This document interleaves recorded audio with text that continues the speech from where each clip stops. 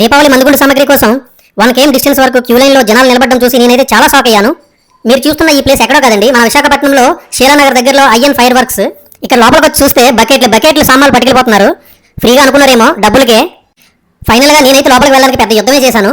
లోపల మేనేజ్మెంట్ వారిని అడిగాను ఏమైనా ఆఫర్ ఉన్నాయా అని చెప్పేసి. మేనేజ్మెంట్ వారు అయితే నీకు ఎక్స్ప్లెయిన్ చేసే టైం మాకు లేదు బాబు అని చెప్పేసి మొగాన ఒక చిన్న పేపర్ పడేశారు. లోపలికి వచ్చి చూస్తే మందుగుండు సామాగ్రి ఎటు చూసినా కుప్పలు తెప్పలుగా పడేసి ఉన్నారు. గంటల తరబడి క్యూ లైన్లో నిలబడి నేను రావడమే పెద్ద టాస్క్ అనుకుంటే అభిమన్యుడు పద్మవ్యూహంలో చిక్కుకున్నట్టుగా ఉంది నా పరిస్థితి ఇక్కడ. నేను లోపలికి రావడం పెద్ద టాస్క్ అనుకుంటే నేను మా పిల్లలు కూడా తీసుకొచ్చాను. నేను అనుకున్న బడ్జెట్ ఏమో చాలా చాలా తక్కువ. మా పిల్లలు చూస్తే 5,000 వాళ్ళ కావాలి, 10,000 వాళ్ళ కావాలని పెద్ద పెద్ద ఐటమ్స్ పట్టుకుంటున్నారు. వాళ్ళని మేనేజ్ చేయడానికి నా తలప్రాణం తోక్కొచ్చింది. ఇప్పుడే ఒక కఠిన నిర్ణయం తీసుకున్నాను.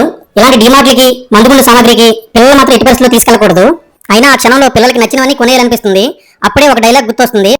అమ్మో 1వ తారీఖు మూవీలో డైలాగ్. పాలవాడికి, నీలవాడికి, రెంట్కి, కరెంట్కి, రేషన్కి, కూరలకి, మందులకి, పిల్లలకి, తల్లిదండ్రులకి, చదువులకి, పండుగలకి, శుభాలకి, అశుభాలకి అవన్నీ ఆలోచించిన తర్వాత కొన్నింటికి కాంప్రమైజ్ అవ్వాల్సి వస్తుంది. టాపిక్ డైవర్ట్ అవుతుంది. మన బడ్జెట్లోనే బిల్ చేశాము.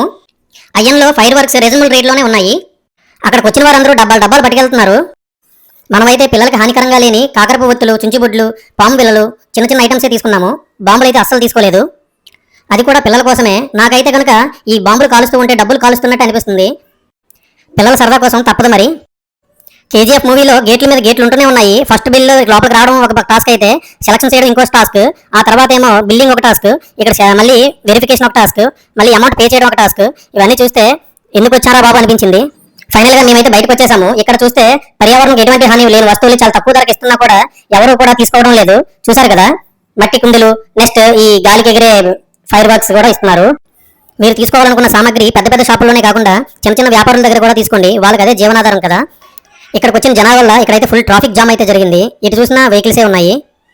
మీరు ఎక్కడ ఫైర్ వర్క్స్ తీసుకున్నారో కామెంట్ అయితే చేయండి. ఈ వీడియో కనుక మీకు నచ్చినట్లయితే లైక్, షేర్, సబ్స్క్రైబ్ కూడా చేయండి. Thank you for watching. Follow for more updates.